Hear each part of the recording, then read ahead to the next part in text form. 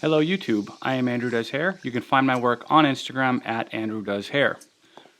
Before I get started, let me talk about this black box on my mannequin head here. So basically, there are mannequin companies out there that harvest hair in ways that are not fair to some people. They kind of take advantage and don't pay enough or steal hair, I've even heard.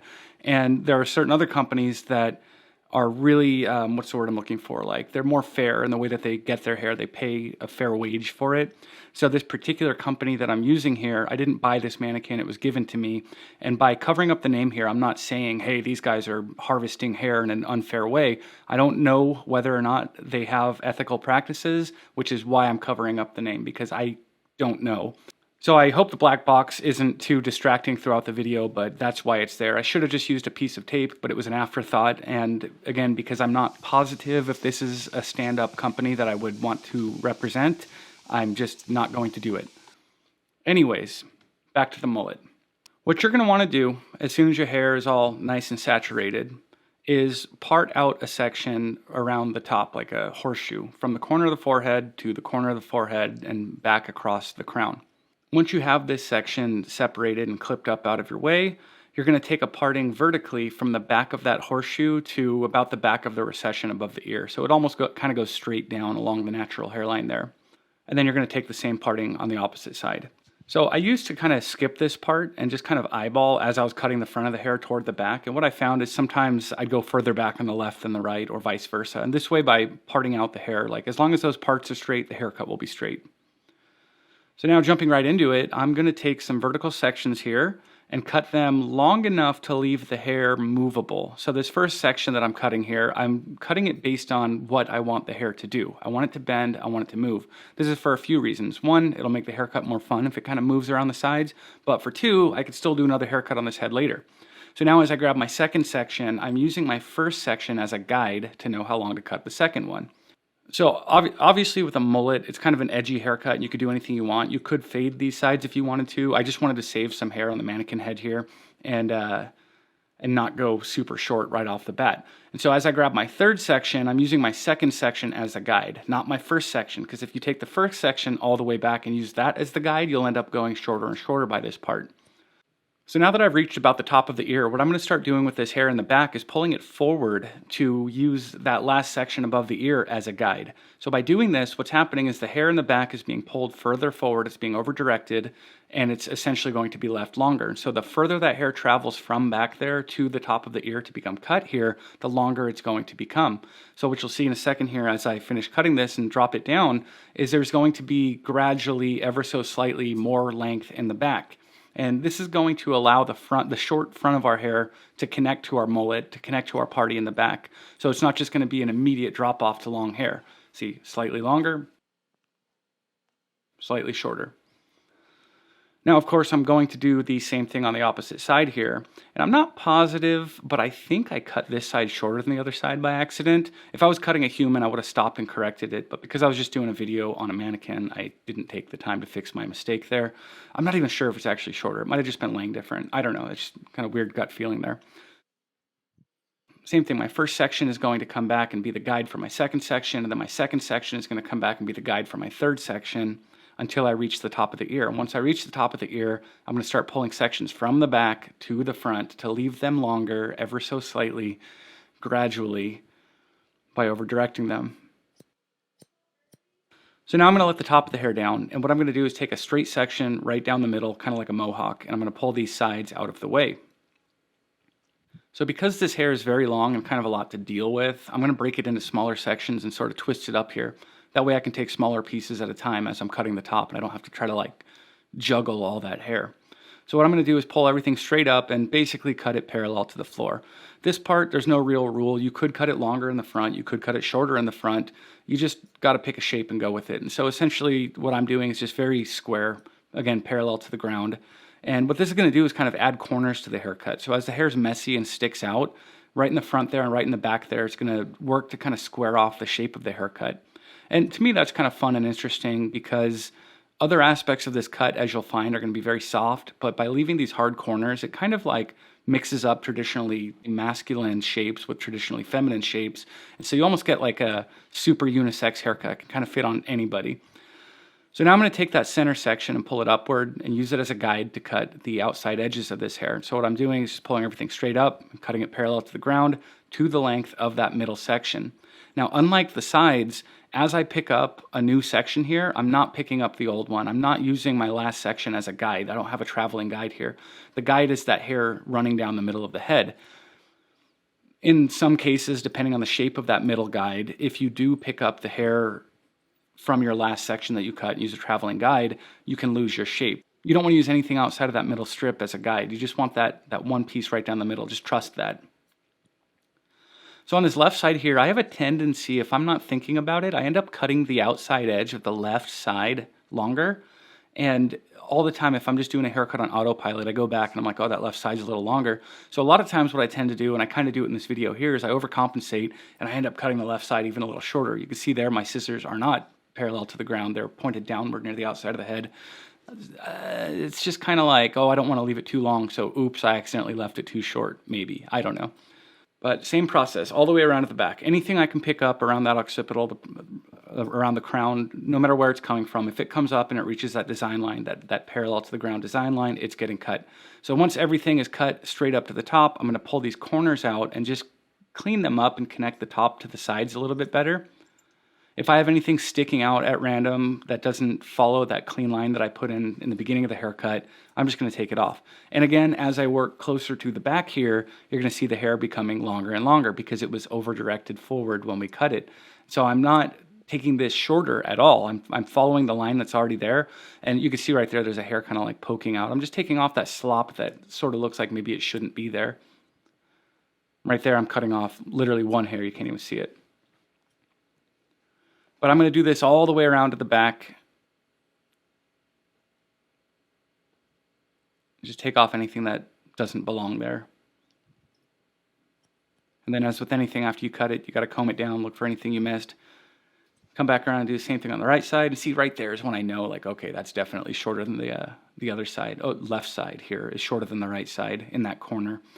I messed up, sorry. Whatever, I'll admit it. If I was doing this on a client, I definitely would have stopped and made the other side match. But so you can see on this right side, there's more weight than on the left side. But whatever, you can't tell in the end.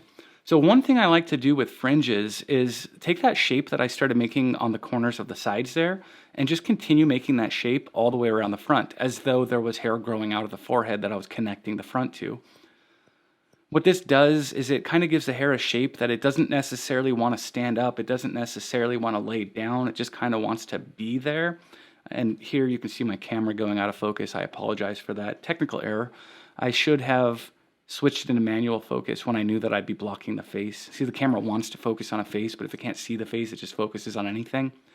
But you can see as I'm working through these sections that even without point cutting or razor cutting or any texturizing, the hair looks very kind of broken and texturized in the front there. It gives it like that really messy, cool pixie fringe kind of situation. So this is something that I like to do, like if I'm doing crop haircuts or anything like that. I don't, if a client wants a blunt fringe, I'll do a blunt fringe, but I really like to break it up in this way by layering it like this. So you can see right in the middle there, some hair is kind of poking out. That's texture, that's movement, that's stuff happening. As with anything, when you're done cutting it, move it around, make sure it's doing what you want it to do. All right, now we get to the party here. So let's invite this party to the rest of the haircut. A lot of times you see mullets where they leave this entire back area just long, but to me that's ugly, it just falls flat. So what I'm going to do is look for the occipital bone, and I find it by feeling the head, and then I'm going to part the hair straight across at the occipital bone. So I'm going to separate these two sections, clip them up out of my way, and then get back to work on the top section there. Don't mind my sloppy part there. Come on, Andrew, there's people watching this. Part hair nicely. I got a tutorial on how to part hair. I just need to watch it again. So now I'm going to take a strip of hair straight down the middle here vertically. And what I'm going to do is look for that, the short hair that I cut vertically on top there. And I'm going to use that as a guide to know how long to cut this hair in the back here. So you really could take this kind of straight down if you wanted to, but because I want to go for a little more of an epic mullet, I'm going to have this kind of like bevel outward at the bottom here. So it's almost like a ski slope. What this is going to do is remove weight and turn it into movement and turn it into layers. And so if you want like a really epic heavy mullet, you don't want to elevate and layer things like this. But to me, I think it looks ugly when the hair is just a wall of hair hanging flat back there. So as I'm working this shape outward, I'm taking the last section that I cut and moving it over to the next section I'm about to cut so I can see where I need to cut the hair. And again, I don't want to bring any sections like 2 sections over, or else my haircut will start to become uneven and wobbly. So another thing that I started off doing okay here and then I kind of messed up on is you want to make sure you're elevating the hair uniformly. And so for the most part, I'm trying to get this parallel to the floor. You can see I took a smaller section down there to make sure that I could get a proper elevation here. Look at those layers starting to appear there. Nice. If you take this and you're holding it and it's slanting downward at all, like I'm about to start doing in a minute here, then it'll leave the hair a little bit longer. And if you're doing that unevenly, your haircut will have long spots and short spots. Now, you could be creative and do what I do and just call that texture when you do that. But ideally, it's nice if you can get everything elevated uniformly. I'm already like preemptively like embarrassed of it, so I'm already telling you about it, but I haven't even done it yet. So same thing, working this shape all around the left side here, taking each last section I cut to use as a guide for the next section that I'm cutting. I would cut some of this out, but I don't like when haircut videos like jump ahead and there's like a whole bunch of stuff missing. And I'm really trying not to use like the fast forward thing at all. Okay, there we go. Look at that. Lots of movement there. Things are all layery and flippy now. And right about now, you're going to see what's beginning to become an epic mullet. So now I'm going to take this party situation at the bottom here. I'm going to pull the sides out of my way. And I'm going to take a strip straight down the middle, and I'm going to elevate it as closely to parallel as I can to the floor. There are so many different ways you could do this. You could pull it all the way upward and connect it there, but I'm just, for the most part, trying to pull it flat to the ground and then continuing that design that I had cut in there before. And then same thing, using this section in the middle. Ooh, look at those layers. Look at that. Movement. I'm just going to use that section as a guide for my next section, and then I'll use that new section for a guide for the section after that, and just traveling guides all the way around here. Well, elevation's okay there. I'm not too bad. I think it's right on these next parts. I start like really dropping it down. Sloppy. You'll see that I'm holding my scissors oddly here. I have probably a couple videos about it, but if you take your thumb out of your scissor and you put it across the handle and into the other side of the hole, then you can get angles out of your scissors without like contorting your body in such a weird way. So as I'm doing that, I can keep my elbow relatively low on my right arm and not have to like twist my back to get this angle. And I'm really tempted as well to have my client look down to make it easier to grab these sections, but I realize if she looks down or he looks down, then it makes the actual cutting angle probably harder to reach. You will see as I'm dropping this hair that the bottom of this mullet is somewhat wispy. It's very thin, but it's going to have a ton of movement and a ton of like pieces flipping out everywhere. And through styling, you can thicken it up somewhat, but you know, if you want less wispy and more of a solid heavy mullet, don't layer it as much. Take less hair out above there. Ooh, look at that movement. Fun. That is so fun to me. That's like Steve Irwin. That's like straight up Steve Irwin mullet. So because I want this haircut to look kind of natural and thrashed and dirty, I don't want it to look too polished when it's styled.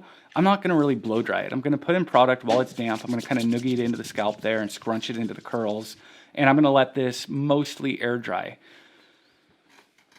So this product isn't very heavy. It doesn't have much hold to it. It's essentially, imagine one step heavier than a sea salt spray. That's what this is. It's water-based, so if you put it in damp hair, it kind of dilutes it and weakens it up a little bit, but it's really good for making clean hair that otherwise would dry really fluffy, dry more or less like dirty hair. So now as I'm letting the hair begin to air dry, I'm going to go through and refine some things and texturize a little bit while it's still damp. So I think my camera goes out of focus a bunch here again, but what I'm doing here is just grabbing points where the hair looks a little heavy, and I'm just chopping a little bit of hair out here and there. So I'm starting off in the fringe. Initially, I thought I was only going to texturize the fringe, but it was fun, and I got carried away, and so I started texturizing the rest of the haircut. But this is all just kind of eyeballed, just kind of to taste. Little razor over comb here to add in some movement. As you're cutting with the razor, the direction is really important. If you cut from back to front like this, it's going to make the hair want to move forward.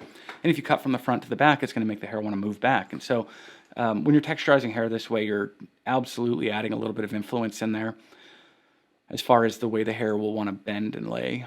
So as with anything, especially while texturizing hair, I want to stop and push the hair and see how it's moving and see if anything looks too heavy or too blunt. And then again, anything I do to one side, I want to do to the other. When I'm doing this razor over comb, I'm not really using the whole width of the blade. I am at times, but then I'll go back and just use the tip or the point. And then I'll come in here and just use my fingers and not even use the comb to pull out some pieces. A little more razor over comb here to get some forward motion in those corners. Now you'll see as I shake this up, you can see some of the little hairs in there kind of want to jump forward. It's subtle, but you do it enough, you start to really notice the influence of that directional texturizing like that. So now on top here, where I want a little more chaos, I'm going to twist the hair to kind of not have direction in there. It's going to make some stuff go forward and some stuff go back. And I'm just going to go in and anywhere I see a heavy spot, I'm going to twist up some hair and kind of scrape some material out of there. Kind of add little jagged points into everything. So I wasn't going to blow dry any of this, but I decided in order to refine these sides a little bit more, I did want to straighten them just a little bit with the heat from the dryer. So I'm pulling everything forward, kind of blow drying it flat to the head. And then once I get it all smoothed out, I'm going to go in and I kind of scissor over combed it, but the camera was out of focus. And then I came back and did some point cutting here. And I think the camera again goes out of focus. Come on, Andrew. But I'm just busting up some weight here to make things move a little bit more. I'm not really restructuring anything as I do that. I'm just putting holes in it. Okay, so now that everything has been a little bit more air dried and I scrunched it up and noogied it up a little bit here, I'm going to take the back and twist it up just to kind of help some of that natural wave really want to wave. Something I did wrong here that I didn't think about until later is I should have had these twists alternating in direction. I did these all in the same direction, but they should have alternated. And so if I let the hair continue to air dry this way, it's just going to add a little bit of messy wave there. This is like so not precise and so not pretty looking, but it's going to be some chaotic mess.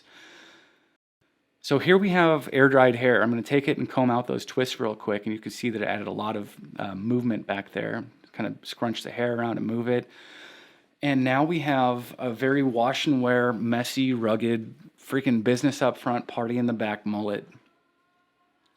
I hope this video was helpful. I hope it was informative. I hope you enjoyed it. If you did, please give me a like and subscribe. If you do try to do one of these mullets, whether on a human or a mannequin, tag me on Instagram. I want to see your work. Thanks for watching.